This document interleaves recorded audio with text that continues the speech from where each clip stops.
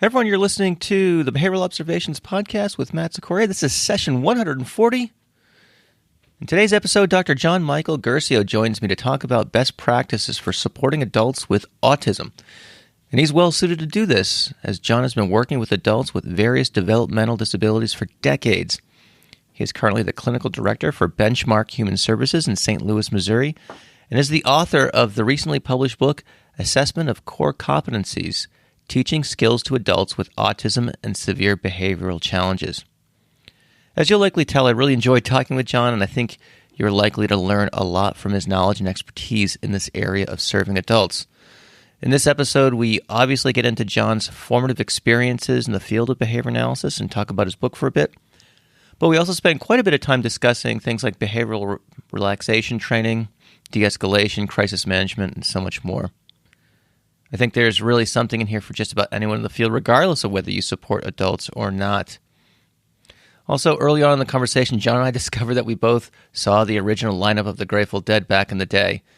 Don't worry, though, if you're not interested in this, because we get back to the central topic right away. However, after the official interview concluded, we resumed the discussion of our favorite jam bands for about 15 minutes.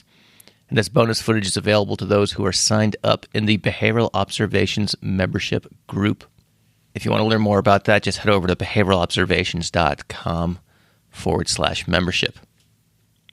All right, the show notes for this episode are quite extensive. There's like 15 to 20 references, and I may have missed a few because John was just so knowledgeable in this area. It was throwing out references left, right, and center.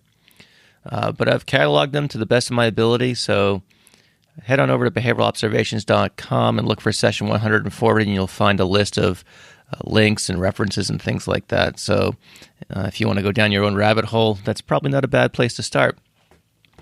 Also, if you'd like to have these show notes delivered right to your email inbox, consider signing up for the email list while you're over at my website. Okay, this show is brought to you with generous support from the Gateway Learning Group. Gateway Learning Group and their Autism Leadership Academy, designed for new regional directors, the Autism Leadership Academy develops motivated BCBAs into successful leaders in the autism field. If you're interested in running your own regional center and want to learn the skills to do so successfully, check out gatewaylg.com/BOP. That's gatewaylg.com/BOP. We're also brought to you by Behavior University. You know, Behavior University, their mission is to provide university-quality professional development for the busy behavior analysts. So to learn about their CEU offerings, including their brand new 8-hour supervision course, as well as their RBT offerings, head on over to behavioruniversity.com/observations. And there's some podcast-specific discounts there as well. Last but not least, the Whoop Strap. Yes, I've been wearing the Whoop Strap since a little before Columbus Day, and boy, I really wonder what life would be like without it if I had to give it up. In all seriousness, I really enjoyed just kind of waking up and seeing my sleep analytics for the night before. It's interesting to see my daily calorie burn and how well I'm recovered. And it does so much more. I can go on and on about it, but if you want to learn more, you can actually check out the Facebook group that I just started. It is facebook.com/groups/behavior analysts who whoop. And if you want to get a Whoop Strap and you want to get your first month free while you're at it, head on over to behavioralobservations.com/whoop. And you can sign up from there. Okay, I think that's it for opening remarks. So without any further delay, let's get to this fun conversation with Dr. John Michael Guercio.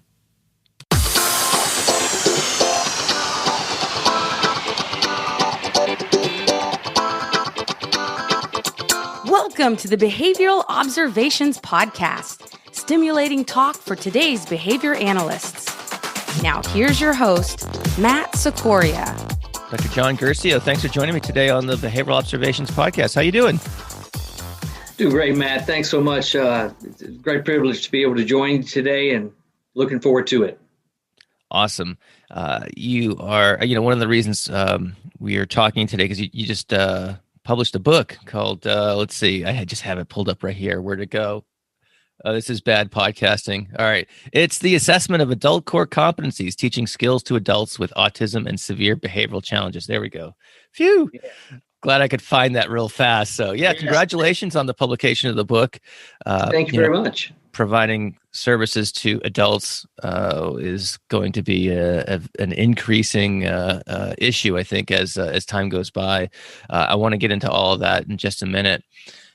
And not only the book, but the reasons why you wrote it and some of the nuances and differences between providing services to adults versus children with autism. We're going to get into all that stuff and more. But first, I'd like to talk a little bit about how you got into behavior analysis. So if you can tell us your kind of behavior analysis origin story, and feel free to trace that up into what you're doing these days for work too. That would be a great place to start. So take it away. Okay. Absolutely. Well, it's, I've tried to go back and include as much of this as I can kind of in the preface to the book. But, I can remember going through my undergraduate training, which was, very heavily, humanistic, looking at a lot of Rogerian therapy. And at that point in time, this was at Millsaps College in Jackson, Mississippi. I actually went through and, we actually had to do similar to prelims. You had to go through and do a defense to graduate. So you had to go through it. All your coursework was fair game. So I remember going through and in a lot of the seminars, we would have to sit back and, a lot of the debates that we were doing, a lot of the philosophical aspects of things, I just couldn't grasp. It was just way too abstract. So I finished my undergraduate and then went directly into working in the state psychiatric hospital in Jackson, Mississippi. And as it probably sounds, it was a really dark place. I can remember, I actually was a staff member for the direct support staff. So we had to follow whatever the psychiatrist said. And I detail the story a little bit in the book, but I can remember a time where we had a young man that, as individuals in psychiatric settings will do, he would scrounge for cigarette butts and he would smoke the cigarette butts. And at one point, we were told by the head psychiatrist, next time he does that, put him in the padded room, the four walls with pads. And literally, that was the setup. So we had to put him in the room. Our staff had to do that, but I can remember looking at him through the window, and it's as you would imagine. There's this big door. There's only a small, maybe 5 by 5 little window where he could look out and see me.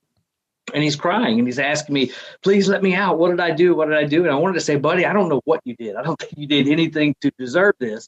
So we worked through that process. And as I looked at that, my experience was, wow, this is a pretty heavy duty medical model. And there's got to be an alternative to that.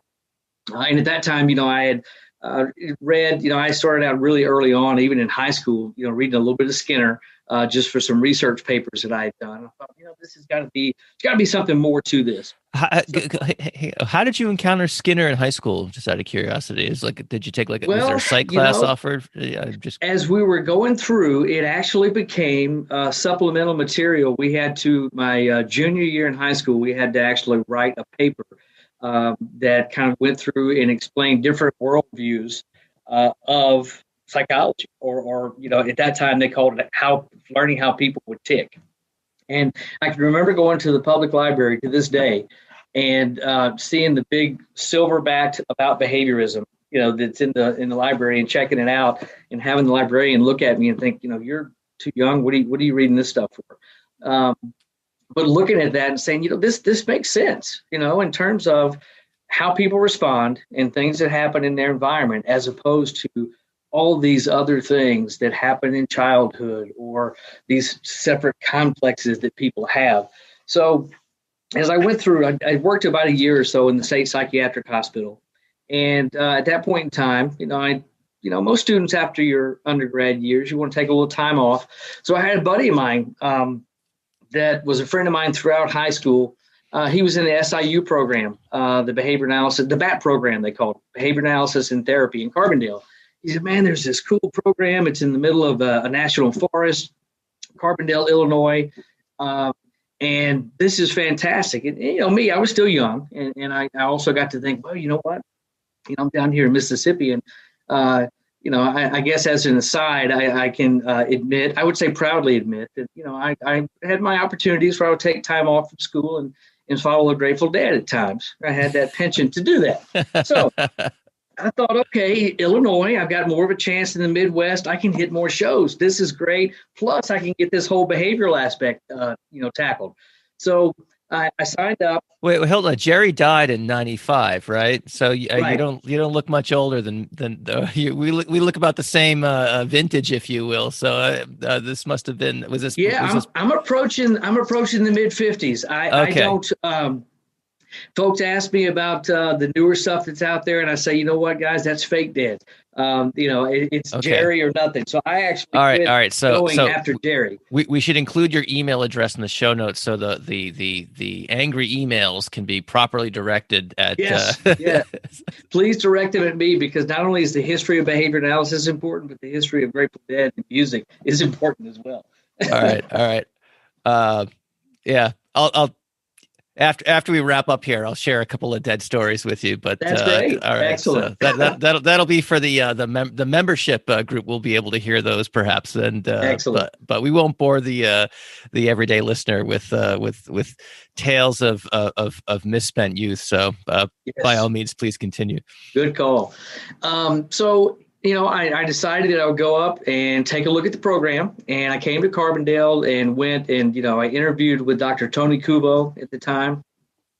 If you're ever interested in anything related to independent living skills with intellectual disabilities, that's your man. The guy's phenomenal.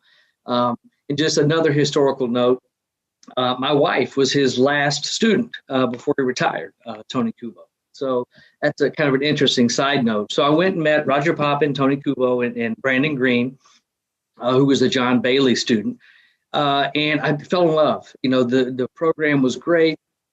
And I moved to Carbondale, and this was the late 80s, early 90s, I want to say, and started my program there. And as I finished the program, I actually worked with Tony, but Roger Poppin was my mentor. And I know that as we get a little bit further into it, we'll talk a little bit about influences and those types of things. But that's where my interest in behavioral relaxation training came about, and how I kind of, blend that with some of the work that I do. So as that occurred and I started the program, I went, and I remember my first ABA at the time that I entered the program. I think Skinner was still attending ABA. And it was one of his last ones. And I think he had just made the APA address that has been preserved, that you could actually go and watch that to the APA when he talks about behavior analysis. But as we went through and I graduated from the program, I had a great opportunity to work with a gentleman by the name of Martin McMorrow, and Marty.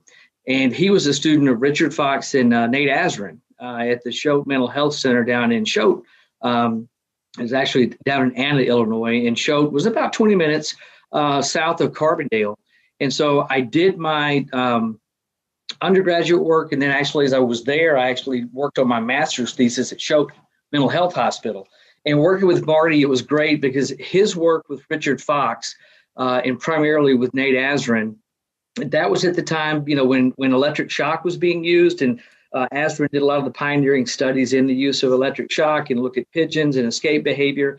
And so Marty was militant proactive as a result of that. His learning history to that point was, we're going to do everything proactive. So at that time, they built a neurobehavioral program in Carbondale for folks with post-acute brain injury.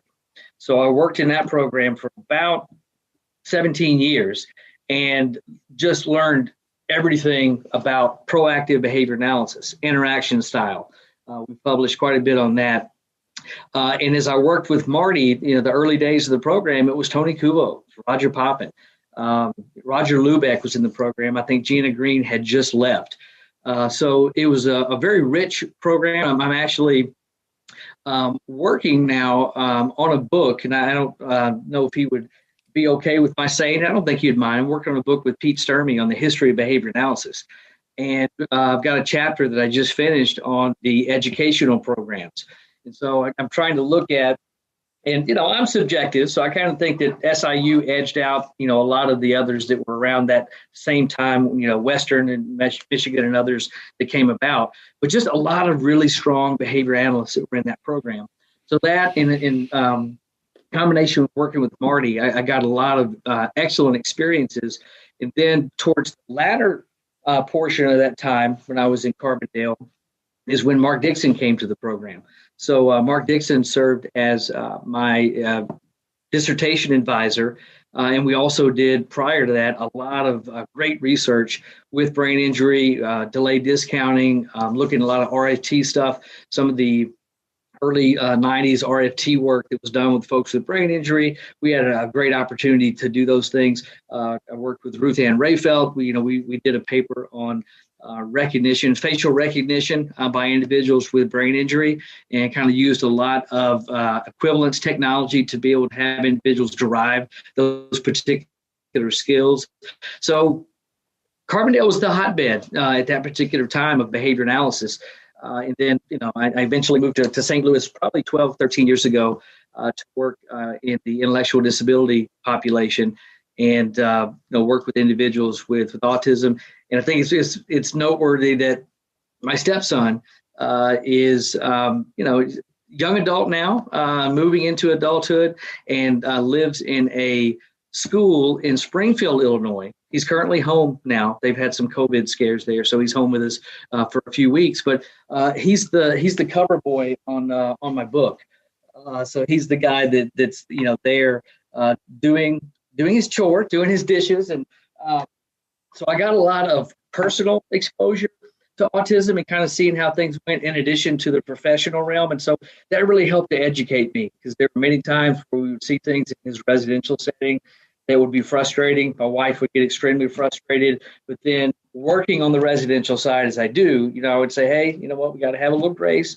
We got to, understand that if you got a residence full of extremely behavioral folks, sometimes shirts are going to get mixed up. Sometimes socks are going to wind up missing, those types of issues. So it's been extremely helpful, and that kind of shaped where I am today. I see. Yeah, I could certainly remember the laundry mishaps from my residential days. The first job I got out of graduate school was at an institutional setting, and we always told the parents we're likely to mix up your kids' socks, but we're pretty good at taking care of the rest of the stuff. And it's a very challenging environment to work in. Hey everyone, a real quick break. I want to remind you that this episode is brought to you by Gateway Learning Group and their Autism Leadership Academy. This exclusive masterclass in leadership develops motivated BCBAs into successful leaders at Gateway and in the autism field more generally. When you join the Gateway Learning Group team as a regional director, you'll immerse yourself in the Autism Leadership Academy, an intensive management training program. Cross-functional leaders at Gateway will share their expertise in leadership, business operations, marketing, and recruitment. Upon graduation from the Autism Leadership Academy, Gateway regional directors launch ABA therapy services in their own regions. With weekly mentorship from a senior regional director, new regional directors hire staff, open offices, and launch direct therapy services in their home regions. In collaboration with local school districts and healthcare providers, they fill needs for services in the local community to support individuals with autism and their families. As members of Gateway's management team, regional directors aim to achieve year-end clinical and operational goals as they continue to grow their region. So if you're a BCBA with a passion for learning and a desire to lead, we encourage you to apply to the Autism Leadership Academy. So head on over to gatewaylg.com/BOP. And there's immediate openings available in Texas. So BCBAs across the U.S. are encouraged to apply. And again, you want to go to gatewaylg.com/BOP. All right, let's get back to the conversation with John. I want to just kind of take a step back for a second and just, I guess, more of an observation than a question, but it seems like the exposure to behavior analysis you had over, in your time with Carbondale was just really an eclectic mix of experimental, conceptual, and applied work. And it's something that I think we see less and less of these days. And that must have been a pretty special opportunity, or at least that's what it sounds like to me. Yeah, it was unique. There was no BACB certification at that time. And, it really, until around 2007, it wasn't needed. In brain injury, I directed a neurobehavioral program for years, 10 to 15 years. And the certification wasn't necessary. And, as things started to kind of explode, that became more in vogue. Whereas the work that I had done, I can remember working with Tony Kubo, and my first exposure to research really was working in the place called the Evaluation and Developmental Center, EDC. And it was for young adults with intellectual disabilities. They had a residential component, but they primarily looked at, different courses. We taught courses on independent living, on cooking, on laundry, and these types of things. So I remember working with an individual named Dave McAdam. He was a fellow student doing his master's thesis at the time, and it was on teaching adults how to clean a refrigerator. And this was Tony Kubo's wheelhouse, the work that he had done. But I can remember the student being so frustrated. Tony had him do 2 thesis applications. The first was a pilot. He made him run through the entire project, identify pitfalls and issues. And at that point, we used to call, Tony Kubo, he was the master of research design. And his single subject design course used to be the single most effective screening tool in the behavior analysis program. I mean, typically you'd go in there and you'd drop a third of the students after that course because it was so difficult. And many students they would prefer to take a group design course as opposed to his single subject course because of how rigorous it was.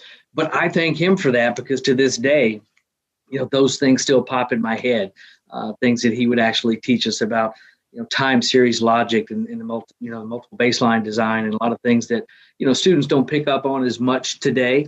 But having that research background, I think, was fantastic. I had a little bit of exposure to it in undergraduate. It was strange. I had an undergraduate learning course where we broke up into teams of 3, and each team was assigned a RAT. And essentially, you got an extra 12 points to 15 points on your final exam if given a 10-minute interval at the end of the semester. Whichever rat would go into the cage, and however many bar presses you would get in 10 minutes, whichever rat frequency was the highest, you got the bonus points. And our team won. I think we used something like a VR 20 schedule, something like that. And the rat was just pressing away. So I had some exposure to that, and, learned how to do that in terms of looking at some of the basic research. And this is before there was that big designation of, looking at interpretive research and kind of how you go from the basic to applied, and translational being somewhere there in the middle. So it really helped me get a strong base in behavior analysis. And, we used to kind of joke, in those days that was before the day of online learning or anything like that. It was all brick and mortar, and you went through and you did your 2-year program. And that's how it was set up. And, in the middle of the program, I can remember over one of the summers, we would have 6-week courses that were time intensive, and ethics. But the most difficult course that I ever took, whether it would be master's program or PhD, was Roger Poppins' biofeedback course. It had anatomy and physiology involved in it, where we had to go on how you place the sensors and how you looked at pursuing biofeedback certification at that particular point in time. Extremely difficult course. We had to go through, and I remember Roger sitting in the chair, and we would actually have to set him up with the electrodes and run through an entire session. And, here I am, and barely out of my teens, and I'm doing this stuff with Roger Poppin and trying to make sure I don't make any mistakes. But it taught me a big lesson that, he used to take a biofeedback device and hook you up in front of the class and say, okay, I want you to get your heart rate below 70 beats a minute, 85 beats a minute, while the entire class is looking. And that's how he taught self-control, that if you actually have reactivity and you have others observing you, that you're going to have that type of response in a public setting. So, yes, very interesting. I was fortunate to be able to do that. I think that was one of the best decisions besides marrying my wife that I've done. So I see. Yeah. It's interesting. I think if I'm seeing it correctly, you have an Apple Watch on, and correct. And do you, it'd be interesting to see what, the data we have. I've got a Whoop strap, so it doesn't have a visual display, but I can pick up my phone and see what my heart rate is at any time. And right, it's just amazing that the information that we have these days is so easily available. And can only imagine what some of those early biofeedback researchers would have made of these tools that we have these days. Yeah, a lot of the stuff was very, we did some EEG research and all these wires coming out of, the skull cap that they had at the time. It was just amazing. And now, I mean, I've even got a Ure ring. I don't know if you've heard of those, Yeah, but yeah, I have. um, Cool. they're very highly recommended by biohackers. But, I try to track, my hours slept. The basic metric is steps taken, and I think that's a great one. But there's also, stuff about sleep that I had no idea how bad my sleep was and how I needed to look at my sleep hygiene routines and that. So very helpful. I wish we had more of this back in the day when we were doing more research. And I've thought about doing research with our current clients, but they're so aggressive. These are not cheap. So I'd hate to have some of these destroyed or find them in the garbage can or some things like that. But I think they have a lot of useful information they can provide. Yeah, for sure. I there's more I want to get into on this topic, but I think what I'd like to do first is talk about the main topic that we wanted to chat about, and that's adult services. So, Sure. but let's not forget to come back to, because I want to go into a little bit more detail on behavioral relaxation training, because there's probably lots of Absolutely. listeners who are not familiar with that. So let's get into it. So, you wrote this book. Obviously, you have a personal connection to the issue of supporting adults with, these types of behavioral needs and things along those lines. Can you talk for a minute about, I don't know, the way I see, I think Ryan O'Donnell's done some videos on this with his YouTube channel, The Daily BA. But there seems to be a wave coming with the intensity of needs for services for adults with autism. We have these ever expanding numbers of children who are newly diagnosed, and it's not going to be a surprise to anyone. Those children tend to grow up and they'll become adults. And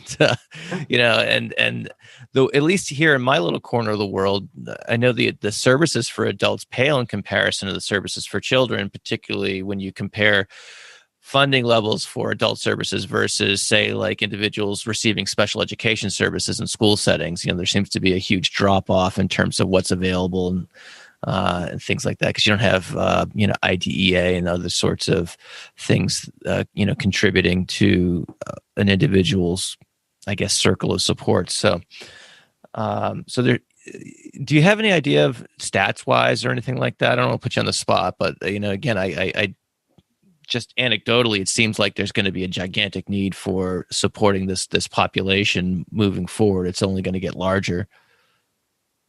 Right now, I mean, the numbers are amazing. There's about 6 million adults over the age of 20 with ASD. And I think as you look at a lot of these numbers, the scary part is that, in addition to that, you've got about another 1.5 to 2 million. And these are like 2015 numbers. So that's why I'm rounding up. Yeah. But another 2 million adolescents that are moving in that direction. And so most of these individuals are not employed. I've heard people refer to them as the basement boys. You have individuals that, maybe meet diagnostic criteria for ASD, autism spectrum disorder, but some that may not, especially with not having the Asperger's diagnostic criteria in DSM-5 anymore. But one of the things that we see is with that avalanche of services, we are blessed in Missouri. We live on the Illinois side, but I practice in Missouri, that we have a pretty good state system. The Medicaid waiver provides services for a lot of individuals that, if they are in that particular system.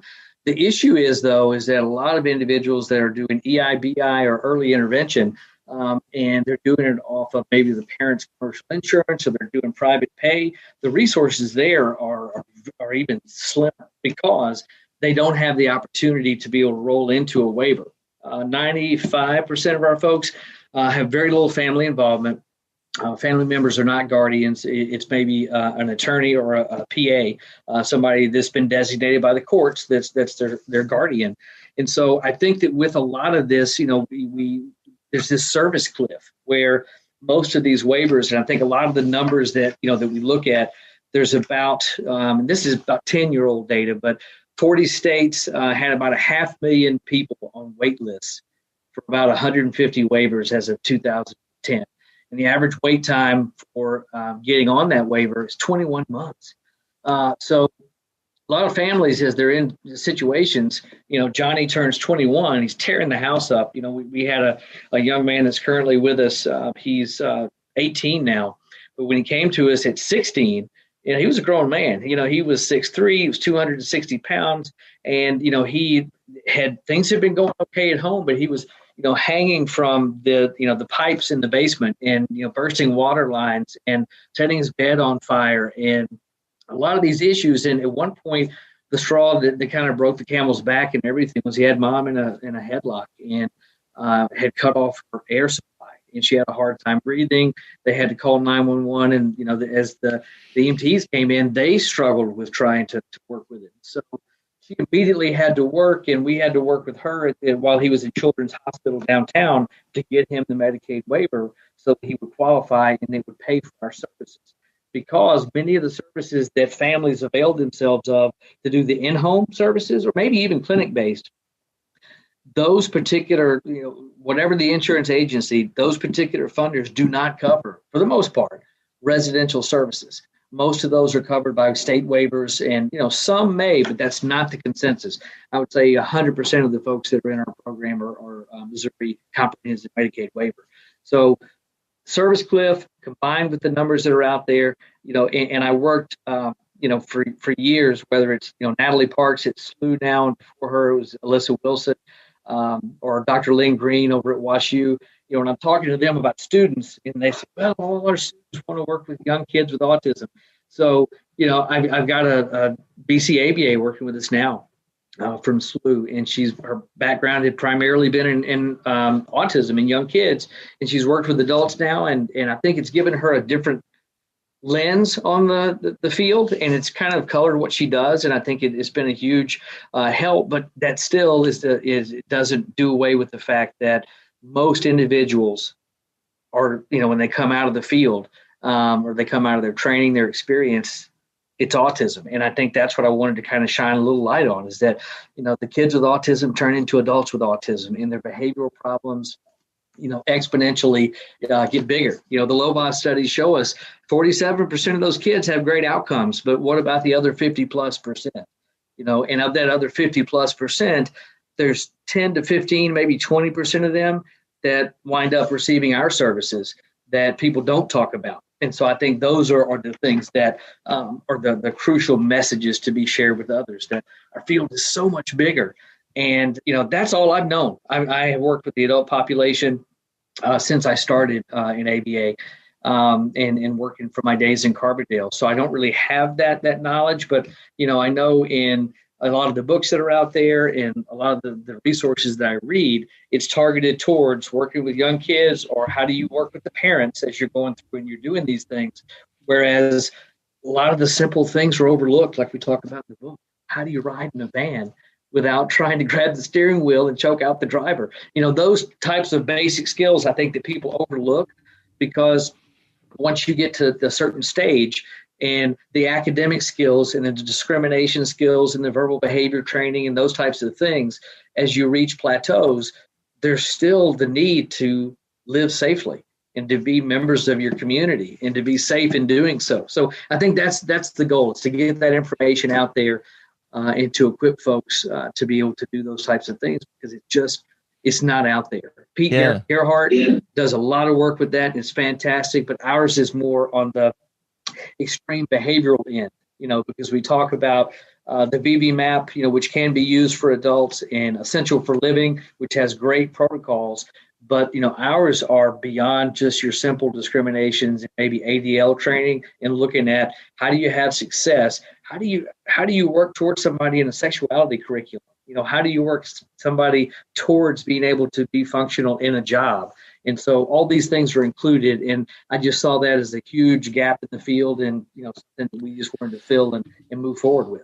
So to that end, John, what would you consider kind of like the biggest kind of organizing principle or set of principles that, that practitioners should know about when they're supporting adults with these types of challenges, particularly if they come at it from a standpoint of, or background of being trained only in like an EIBI type of setting, and I guess another way of asking the question is, what mistakes do you see behavior analysts make when they go to support adults coming, again, primarily from a background of working with young children with autism?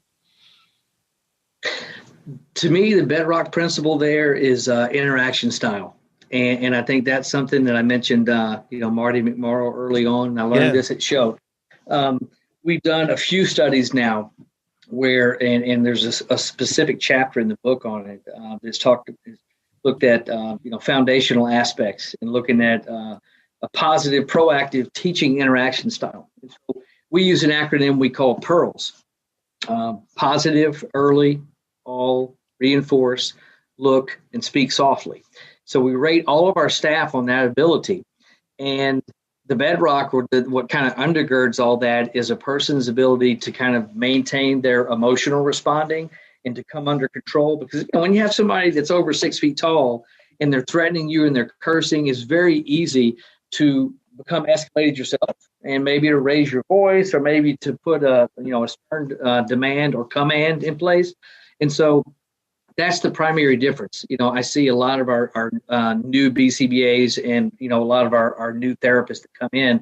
Sometimes there's a tendency to fall into emotional responding because our folks can be very frustrating, just due to things that happen. But on the other side of that same coin, it can be very reinforcing due to seeing somebody follow through on a program. And, it seems like that, there's a unique constellation of skills that adults with intellectual disability respond very well to basic behavioral principles. Look at the literature and Ted Ione and, Nate Azarin and the token economy and all the things that we continue to work on that we see as effective. But I think many times what I see is the interaction styles break down, with kids.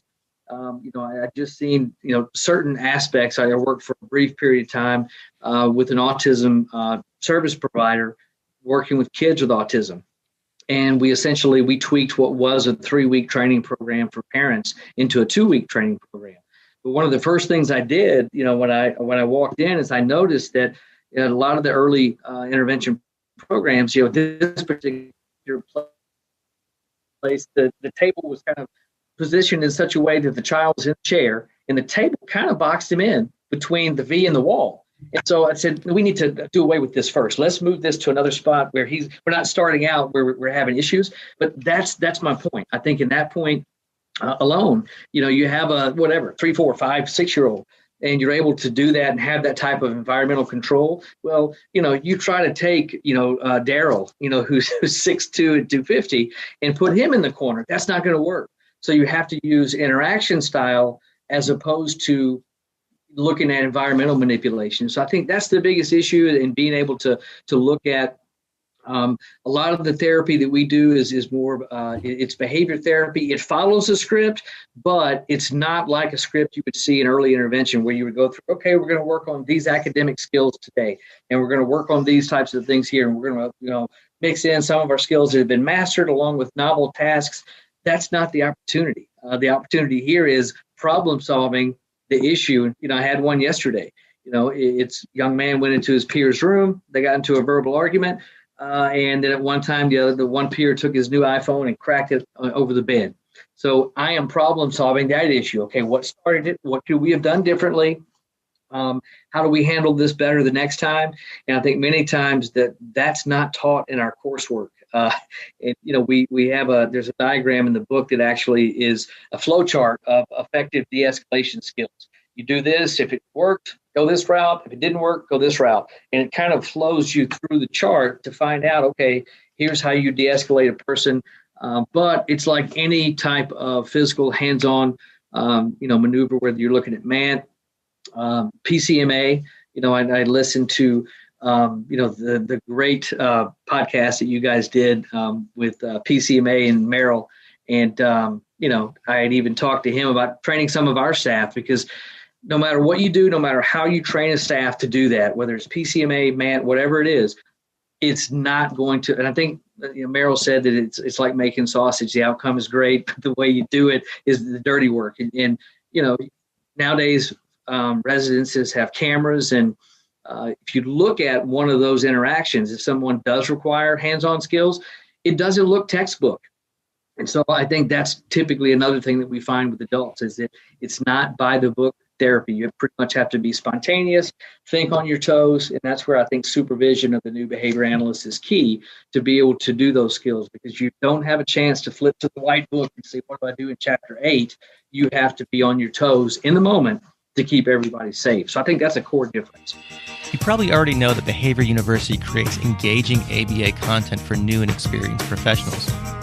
Whether it's RBT training or webinars for BACB CEUs, Behavior University has you covered.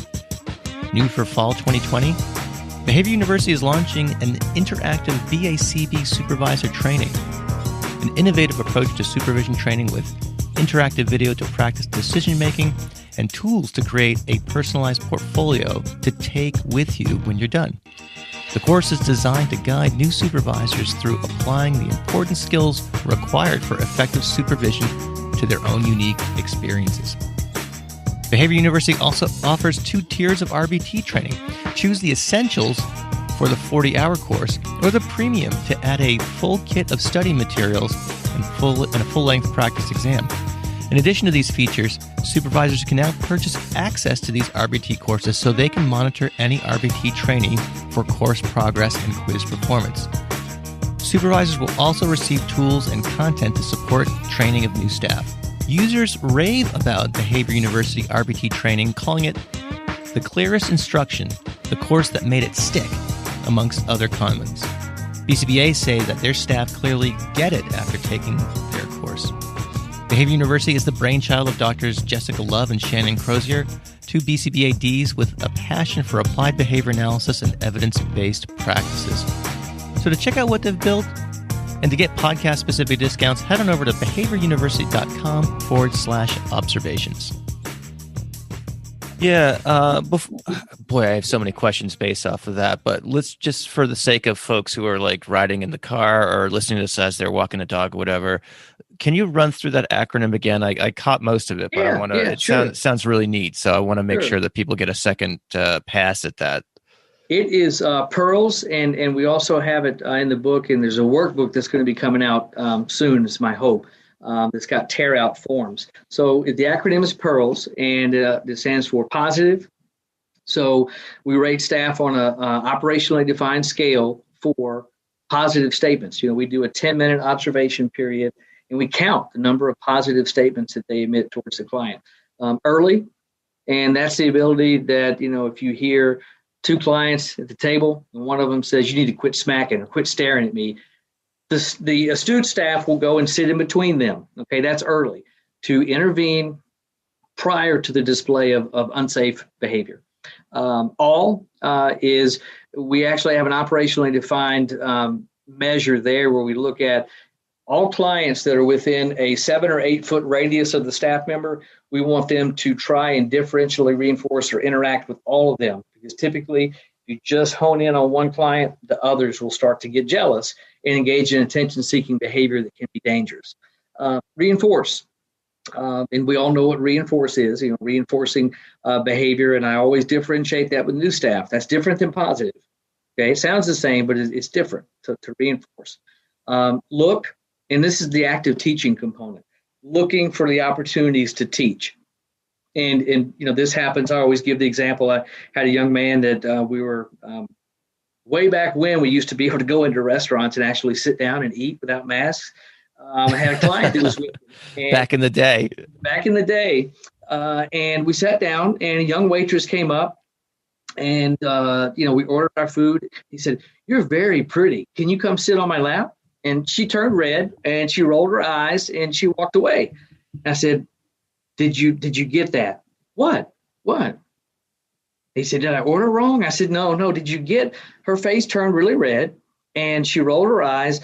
What does that tell you? And I said, clueless. I said, that really embarrassed her, and that was an inappropriate statement to make. So he got it. She came back to the table, and he said, "My therapist here tells me I was inappropriate, so I'm sorry." So, it kind of got home, but that's the look component. And then the last component, the S, is to speak softly. We find that a lot of our folks have trauma backgrounds. I'm going to talk a little bit about that, because behavior analysis, I think, does have a place in trauma-informed I know that's the buzzword, but in trauma-informed treatment, and I know you've had guests that have talked about that, and we do a special staff training here that we called ABA-informed trauma therapy, where we look at the opportunity and teach our staff, don't scream from room to room when you're trying to talk to a peer or you're giving a directive. That's something that if somebody has that type of background, and I know you're familiar, and I've heard your guests talk about the adverse childhood experiences or the ACEs study. Mm-hmm. And so many of our clients have 7, 8, or 9 ACEs, and that's an adverse childhood experience, abuse, neglect, a family member that was in jail, family member that has a psychiatric illness, either observed abuse in the home, family members that maybe are actively using drugs. Any of these things, you check a box and you add those up. And a lot of our folks have had 7, 8, or 9 of those happen to them. And so loud voices and screaming and chaotic environments can contribute and serve as strong setting events or antecedents to aggression. So we put that out there, and we try to tie our staff incentives in their yearly or quarterly appraisals on what their Pearl scores are. And so regularly I'll have our behavioral team go. They'll be in a home. They'll fill out a behavioral Pearl score on staff. And then I take that and, I will send it to our human resources person, our director, our assistant director, and, praise the heck out of the person, kind of really give them, all the accolades that I can pour on for that particular behavior. Because, as we say a lot, that it's a lot more than doing just the cleaning and making sure the house is clean and making sure the clients get their meds. There's a certain way that you have to interact in order to produce outcomes. That's kind of one of the things we stand on. Having a little background in adult services, I know sometimes that turnover in direct support professionals is huge. And do you find that this using the Pearls assessment has helped with curb turnover, or maybe not just turnover specifically, but other KPIs, that are relative to staff performance? It's a great point, Matt, because we've looked at now, and I really want to cull our data because with the Pearls, and we now do an intro training for all of our staff that comes in. Again, this is pre-COVID. We're doing some of it digitally, but it's called TCS, Therapeutic Communication Skills Training for our staff. And we explain ACEs, we explain positive interactions, and what I've seen anecdotally that I want to cull the data and look at and get some data that we can possibly publish is I do feel like we've had a little bit of a reduction in founded cases of abuse and neglect. So I think that's a huge socially valid outcome as a result of this, because individuals know, some people say, when you go to the house, staff will jump up and they'll start doing these positive interactions. Well, that's fine, because at least they can discriminate. What worries me is going into a home and seeing staff not do that. Then they don't know what the expectation is. But I do think it's had an impact on that, so that individuals can kind of relate that, hey, maybe, and, we always relate the ACEs back to staff as well, because things that we typically have attributed to different groups, Italians are more, have more anger and they flare up more. And this particular group, no, it's not related to that. It's related to your ACEs. It's a physiological fact that individuals with higher ACE scores, the prevalence of issues with the white matter in the brain not developing in the frontal lobe. And, it's kind of that, looking inside the organism, as Skinner used to talk about, and the physiologist of the future. But I think that we now have a scientific explanation for why staff sometimes make the decisions they do, that a lot of the emotional behavior to very small antecedents, that ACEs serve as a strong setting event to these events happening in somebody later in life. So we do a lot of training with staff about resilience. And, I do a lot of my staff trainings. I'll ask for a show of hands. How many of you guys got more than 5 hours of sleep last night? And 80% of the room's hands go up. And then at lunch break, they're going and they're getting, Twinkies and Dr. Pepper for the machine.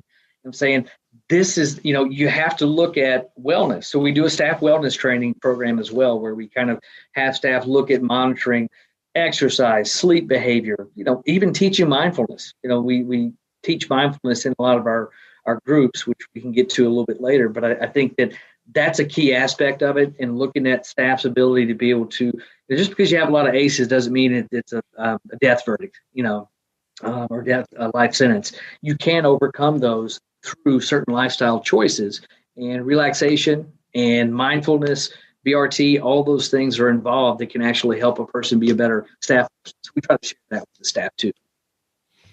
Awesome. All good stuff. I appreciate you expanding on that. Sure. You hit on so many things here, and I think before we get to the behavioral relaxation training stuff, I know your book has a chapter about safety and safety protocols, as well as another chapter about functional behavioral assessment. And you certainly mentioned Merrill's work with PCMA and other types of safety protocols that are floating around out there. What does what does your book maybe offer it relative to managing safety and things like that that may not necessarily be covered all that well elsewhere? And again, I don't want you to give steal the thunder of the actual book itself, but in general, what about what are some things that you want to emphasize in those realms that may not be something that's well understood by the everyday behavior analyst? Well, I think one of the things that we look at is training, and looking at crisis training itself with staff, because 90% of the book, I don't think there's really anything in the book that talks about hands-on and how you do this or that hold. These are primarily antecedent-based interventions. But one of the things that we look at is trying to have a program where you have at least 20 hours that's provided to staff on how to de-escalate in crisis situations. And so one of the biggest things that we look at when we talk about with staff is that, I mentioned, how do you manage your own behavior? And, how do you look at these types of issues? I think another thing is, how to make requests. I think many times, we teach our staff that you're not serving in a parental role. Okay, so if the guardian says that this individual cannot smoke and they have a cigarette in their mouth and they're a lot bigger than you are, let them finish it. Don't go and take the cigarette away from the person. So a lot of it is looking at proactive interventions that are based on reinforcement.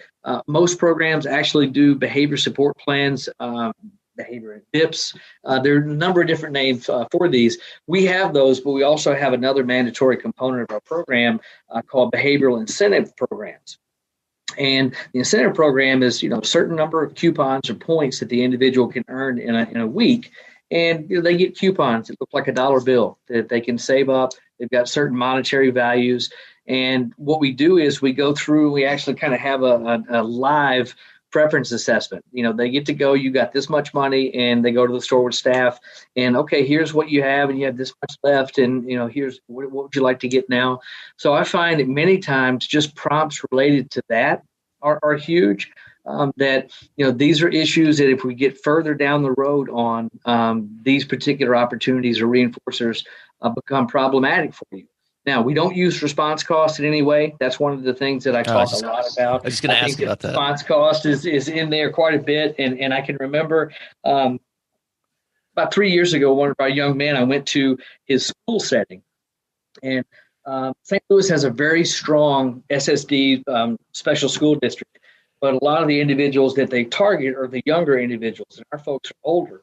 But I remember a young man at one time, I was going to his classroom, and I was watching the interaction, and tokens had just been given out, and there was a young lady that was talking to a peer. The teacher went up and said, okay, that's interruption and off-task behavior. I need to take 2 of your tokens. So he took 2 of her tokens, and immediately it resulted in a hold that had to go to the floor. She was turning over desks. And I remember having to go to another session, and I came back an hour later and they were still in a physical hold with her over 2 coupons and over 2, so what we do is if those issues come up, it's just the opportunity to earn is just not there. So it's just like if you are out of PTO or sick time and you miss some days at work, you don't expect to get paid for those days. So I think those are the things that we look at primarily is, how you do the pre-instruction, how you develop clinical rapport, which is another thing that's very, very difficult. And I think that we do it with some of the things with edibles or, with visual stimulation, with iPads, with younger kids. But I think that even with someone that's minimally verbal, you can develop clinical rapport with that goes a long way. I mean, I am not, and we've not met in person, but I am not a big guy. I'm 5'3" on a good day. And so a lot of my clients are close to a foot taller than I am. But the interaction style that I have with them and rapport, they can go out in the community with me in the car. I don't have issues. I don't worry about elopement because of that background and, the using pearls over time. Because when I hear of a staff issue, I always say it had to be a pearls issue. It had to be the interaction style that was at the base of it. So I think those are the things. One of the things that we did, we had a lot of our staff actually go through a training about 3 years ago on dialectical behavior therapy. And so what we've done is we have behaviorized it, for lack of a better term. And we have ABA-informed DBT, where a lot of our folks have borderline personality disorders. So we go through that process where we go through and, a big thing in DBT is validation. You have to validate the certain, behaviors that occur. But from a behavioral standpoint, at times that can be problematic because validation is, you walk in, somebody's just torn the room up and you say, gosh, you know what? I'd be frustrated too. I understand why you did this. To me, though, that's almost kind of giving, implicit endorsement to what just happened. So one of the things we try to do is to do a behavioral form of validation, which is being able to do praise, targeted praise based on, okay, I appreciate what you did here. And I understand that, you had these struggles and everything, but, let's move forward. And once they're at a spot where they're de-escalated, maybe we can look at trying to clean the environment up or do some other things.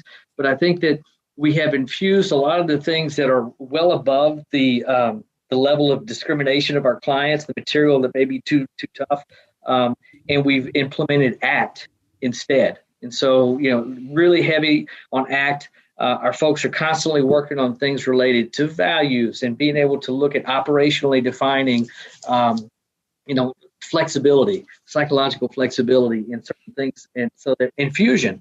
So they understand when they're stuck on something or perseverating, that this could be fusion in some form or fashion. So I think that's the biggest thing. Staff training, being able to intervene first and look at, antecedent controls to behavior. And then, with all the things that rapport wraps around all that. Very cool. That's super helpful. All right, so let's talk about behavioral relaxation training. I didn't really know much about it until, probably about 10 or 12 years ago. Mm-hmm.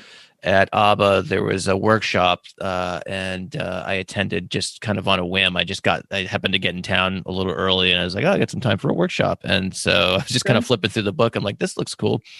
And so it was a 3-hour half-day workshop, kind of like an intro to behavioral relaxation training.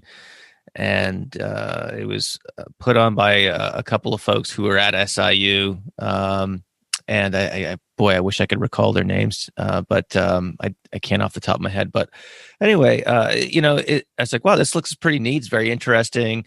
It's super operationally defined in terms of what it actually looks like and things like that. And I ended up getting the original Poppin book, which has that, kind of unfortunate kind of mauve or maroon cover to it. Yeah. The SIU colors, actually. Oh, is it really? Oh, sorry. I apologize to the broader Carbondale Metroplex. It was pretty close. Maybe a little bit lighter, but yeah, a little close. It was pretty close. All right. I didn't know that.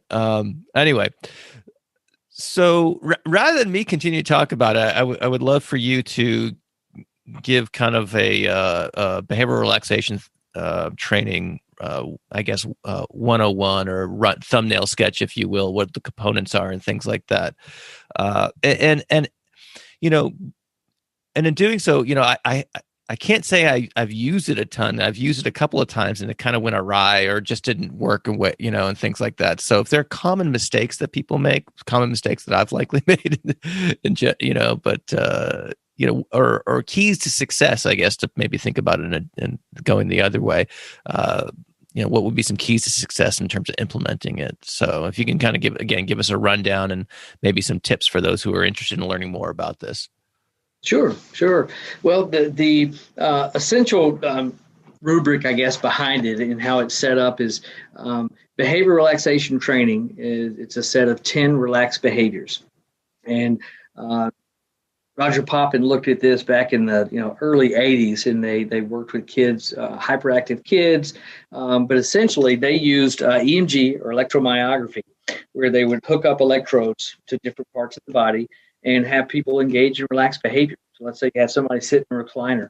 And most people, when they sit in a recliner, they either are going to fold their arms, they're going to fold their legs, but they actually measured muscle tension in different parts of the body to find out, okay, what position do you need to be in to be the most relaxed from an EMG perspective. So the 10 postures that you would go through are relaxed head, relaxed eyes, with your eyes closed and, no fluttering of the eyelids, relaxed mouth, relaxed throat, relaxed body, and then you actually have a placement of the feet. There's a breathing protocol where we teach diaphragmatic breathing. Most people chest breathe, and it's very shallow. And when they get, you mentioned the iWatch earlier, the beautiful component that I love of this is once or twice a day, it'll give you a prompt to breathe. And it will just go through, and depending on how you have it set up, and it gives you the tactile stimulation of, okay, breathe out, and then breathe back in. And, basically it's a count of 6 out, 7 in. 7 seconds. And so, what we find is that the more people deeply breathe, and the way I teach our clients is very hands-on, have them put a hand on their chest and a hand on their stomach. And I say, when you breathe in deeply. I want the lower hand that's on your stomach to rise and fall. And I want this one that's on your chest to stay still. And that's how we teach diaphragmatic breathing. So those 10 postures, you go through about, it can be anywhere from 10 to 20 minutes or longer, where the recorder, the clinician, would go through, and there are data sheets in the book where you go through and score on the BRS, the Behavioral Relaxation Scale, and each of these 10 postures are present. So for each interval of the 10-minute interval, you go through and chart plus where, okay, these behaviors were in place, the person's eyes weren't open, they were breathing properly. Naturally, you have some type of background relaxing music that goes along with that. But I think the number one issue that shows up is behavior or relaxation-induced anxiety. That's a huge component, and we talk about it a lot in the book, and Roger's talked about it for years, is that when people are under scrutiny and they're in the room, and usually the room's dark, you got the lights turned down, it's just you and somebody staring at you, a clinician. So that's why we always recommend that the clinician be off to the side so that it's not directly, and people that have a trauma background, especially if it's inequity, if there's a male and a female in the room. Let's say the male is the client, the female is the therapist. If there's awkwardness or level of discomfort related to that, we always address that. We do a lot of our BRT in group sessions. So one of the things, I mentioned buzzwords earlier. Buzzword nowadays, mindfulness. And so mindfulness, I can remember a few years back at the Autism ABA conference, Nurbay Singh was there, and he was talking about a study that Alyssa Wilson and I did on his Soles of the Feet meditation. Oh, yeah. Which is fantastic. And we used the term relaxation in our paper. And in his address, he said, and they did this great study. And essentially what we did, instead of doing a preference assessment, we did an aversive events assessment with a client and found out we looked at highly, moderately, and low frustration events. And we introduced those systematically and, looked at and examined how his use of the Soles of the Feet meditation impacted those behaviors or subsequent aggression. He said, and the authors said in the paper, they called it relaxation, but it's not. Well, I tend to differ a little bit. I find that most individuals that engage in mindfulness, which we teach, but we teach mindfulness with the 10 BRT postures. And I challenge you to run somebody through a 10-minute session of that where, in a lot of it too that we use, instead of having my voice, I have pre-recorded CDs that we use or downloads that clients will use where they listen to the prompts with the background music to walk them through it. And it's a little less threatening that way. But 90% of the folks that do that, when I start, I look at my heart rate, and my heart rate is typically 20 to 30 beats lower at the end of the session than when I started. So I think it does induce relaxation. And that's what BRT is intended to do. And Roger's, I think, overarching purpose with this was to look at, most people look at dualities. You look at either muscle relaxation or this whole thing of I'm anxious and there's a cognitive or covert component. But his was multidimensional, where you look at this observational phase where you're looking at the 10 postures, and it's the different areas that you're able to walk the client through as they're focusing on relaxation is the key. But I think 9 times out of 10 when it goes south, it's you've got that relaxation induced anxiety, and individuals maybe are trying too hard on the breathing part of things, because once you get it down pat, 20 minutes of this a day is like taking a nap for an hour and a half in terms of vitality and kind of how you feel afterwards in doing it. So we start all of our group sessions by having folks walk through that. And one of the things we wanted to do with the new book is to tie all the new research into it that's been done on BRT over the years. And, Dwayne Lunderbold and I, along with Roger, we talked about maybe trying to do something, looking at a project where we look at mindfulness in addition to that component and see, are they the same? Or, what you're focusing on is different, because with BRT, it's behavioral relaxation training. So you're looking at overt behavior, but you're also looking at this observational behavioral system that Poppin talks about. And there's a visceral component as well, in terms of the heart rate and all the other things that happen. So we have found this very helpful. I've got clients at times that will request it, and we'll go through and we'll do that to kind of start a session. And it's been extremely beneficial to kind of work folks towards, because, we got photographs in the new book. Roger's original book, the first and second editions, I think had drawings that I'll even use those and kind of, use that as a visual for the person to see, okay, this is what it looks like when all 10 of the postures are perfect. Very cool. I think that's going to be information that'll be very helpful. So, I look forward to checking out that chapter of the book. We have a couple minutes here left, John. So I know you're kind of passionate about the history of the field and have written a little bit about that. Yes. Why is this such an important issue to you? And where can behavior analysts go to learn more about the history of our field? Because I know a lot of folks, especially new practitioners and students in particular, they're busy enough. They're trying to learn the concepts and principles and the research design and the ethics and all those things that go into the VCS courses and things like that. So I guess what I'd like to do is give you the opportunity to make the case for allocating time and resources to studying up on the history of the field, in addition to everything else folks have to learn. It's the new task list, and I think there was a change with the BACB with respect to foundational aspects, history of behavior analysis, and the coursework requirement on that has or is about to increase. Maybe that's 2022, but I think the numbers are going up with respect to courses that have to include some component of the history of behavior analysis, because I'm teaching a verbal behavior course right now. And, I want students to learn the concepts, but I also want them to discriminate between Skinner, Sidman, and Hayes.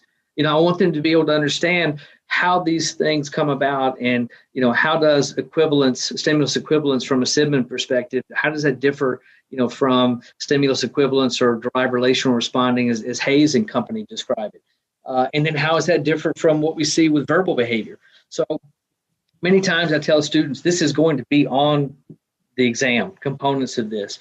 And I know Mark Dixon, we talked about him a little bit earlier. He did a paper a few years ago that looked at a lot of instructors in various components, online programs, and looked at the degree of which there was published research that some of the instructors in the programs, were these folks publishing in our journals. And I think he found that there were many programs that were not, and the vast majority were not. So they weren't well represented in the literature. And so I think that one of the things I used in one of our initial papers, my third paper is just under review now by Behavior Analysis Research and Practice. And I've done a 3-part series of papers. The first one goes History of Behavior Analysis and Behavioral Foundations from 1865, I think. to, I want to say, the 60s. And then my second paper was the 60s and carried us up to the 80s. And then the last paper now is 86 to the present. And, looking at the third wave of behavior therapy, so to speak, that Steve Hayes has dubbed it. And so I think it's, as I've looked at it, and I've read, and I go to all the symposia at ABA. I know Ed Morris did one a couple of years ago where a gentleman actually wrote a fictional book on Skinner. And it's, gosh, I don't have I'll find that for you. Okay. But bright yellow color, or bright yellow cover, but it talks about Skinner, and he goes to Germany to talk to Wittgenstein, and also talks about Skinner going and to London to have a meetup with Sigmund Freud. And they hang out, and then Skinner gets to hang out a little bit with Anna Freud, Freud's daughter. And so it's a great book, but it's couched in terms of what Skinner's interests were. And so as I look at that just fascinated me. And I felt like that our students need to know and understand. And a lot of my students hate whenever we have to go through and we have to learn about structuralism and pragmatism and logical positivism. And so what does this have to do? Well, this has to do with the work that we're currently engaged in. The work that we're doing is based on pragmatic behavior analysis. I know Jordan Lyle talked about it a little bit on some work that he did, I think, with Ryan O'Donnell, where he had discussions about realism and, how does behavior analysis fit into that. And I think students need to know that. I think right now, I really feel, I don't have feelings as strong as Hank Schlinger. I know he's talked about certain threats to behavior analysis, but I do feel that a lot of our programs are taking the task list and they're teaching to that, as opposed to let's look at a history book and, look at something that's, this is the conceptual foundations of radical behaviorism, Jay Moore's book. Let's look at what some of the backgrounds of behavior analysis in our history. So the 3-part paper kind of walks us through that. But I think it's interesting because as you look at it, Ed Morris did a great paper a few years ago where he talks about you have to look at the social issues that are occurring at the time that tend to produce some of the worldviews. And I think behaviorism is part of that the way we describe things and the way that they happen, Cantor did a great 2-book series on the history of psychology, and it goes all the way back to Aristotle and talking about how as things progressed and people tended to, as they adopted more spiritual explanations for behavior, then a lot of the things started to go covert and feelings and thinking and all those other things developed more.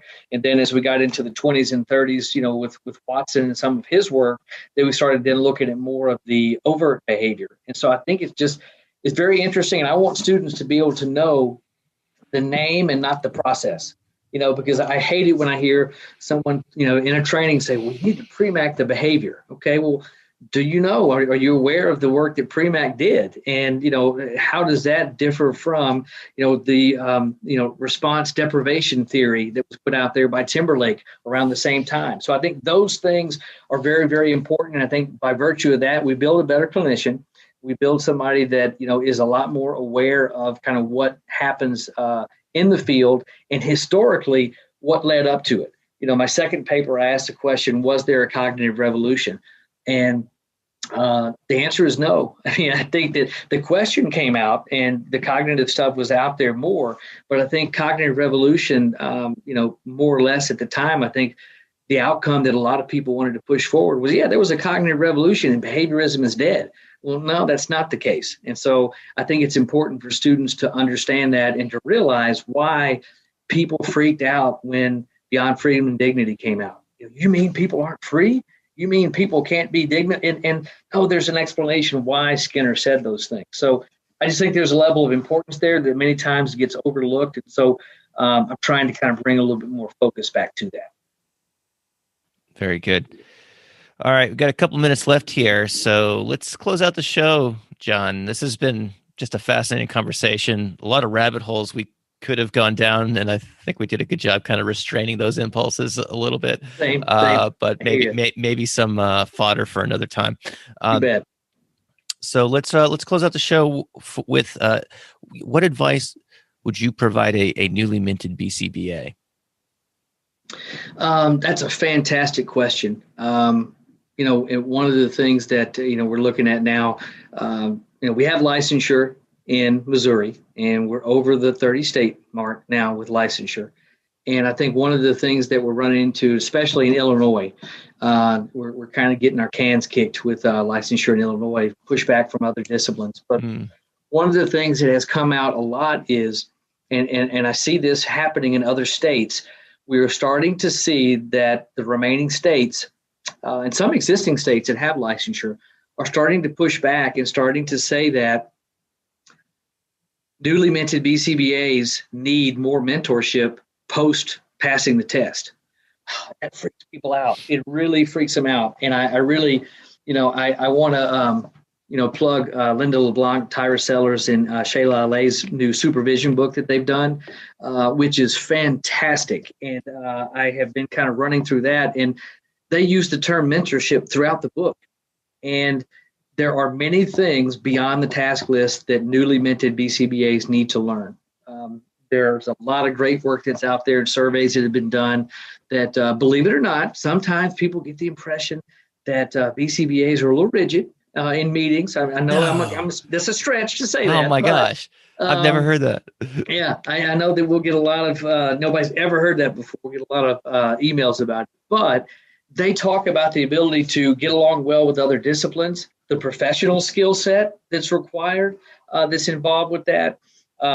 LaFrance et al. Did a great paper recently where they talked about looking at the background of other disciplines and what their background is. And currently what we're running into now in Illinois is that social workers are basically saying that, well, you know what, you guys only require whatever it is, 2,000 hours, and, even less if you do an accelerated program. As far as supervision, social workers do 3,000 hours post-graduation. And that's the feeling that BCBA should come to and to get that. So, I'm not saying, don't get me wrong, I don't want people to, start talking emails, but not saying that we need 3,000 hours post. I'm just saying that mentorship and having, if I didn't have Martin McMorrow, in my history, or I didn't have, Mark Dixon and others to kind of, shape me professionally, I wouldn't be able to do the work I'm doing today. So I think that there is room for that mentorship. And we try to do that with our students here, because I think that once you pass the exam, many of our students, look at it. Where are most of our conferences going now? They're going to these larger venues. We've outgrown hotels. And so now we're going to, to these larger venues due to the numbers that are coming in. So I think that that's part of it as well. And almost related to the earlier issue about history. I think that the mentorship process can continue to develop some post passage of the test skill sets that, for most people, I'm still working on a lot of that, whether it be, LeBlanc and Sellers in their book, they talk a lot about time management skills. How do you make requests? How do you get along with other disciplines? All those are key things that are not taught. They weren't taught to me. I didn't go through our program, and I don't think that a lot of that's being taught in programs today. So that would be my recommendation. Seek out a mentor, somebody that can help shape your professional behavior. Seek out feedback from them, after a meeting. Maybe it was a particularly tough meeting. Hey, how did I do? One of the things we use, I think it's a great form of feedback to kind of look at is the PDC, the Performance Diagnostic Checklist, the Human Services version or the original version, and to be able to look at that and to get feedback. But I think also the LeBlanc supervision book has a lot of excellent forms for being able to kind of look at different experiences that you had as a supervisor, and then where your skill set is as you move through your professional career. So I think that's key. All right. Well, those are great words to end with. You and I are going to hang on for a minute and probably catch up on some of the Grateful Dead business that came up earlier. But we're going to say goodbye to the podcast audience. Although our post podcast discussion will be available to members of the Behavioral Observations membership group. So for the purposes of the publicly available show, thanks, John, so much. I've got a page full of notes here, so we'll have all that stuff in the show notes that we mentioned. Plus, any people want to get a hold of you, we'll put that information there as well. So thanks so much for bringing such really, really helpful information to the program. All right, it's been a joy, Matt. Thanks so much. Thank you for listening to the Behavioral Observations Podcast with Matt Cicoria. You can find Matt's notes on this episode at www.behavioralobservations.com. We also invite you to stay connected with us on Facebook at facebook.com/behavioral observations and on Twitter at Behavior Podcast.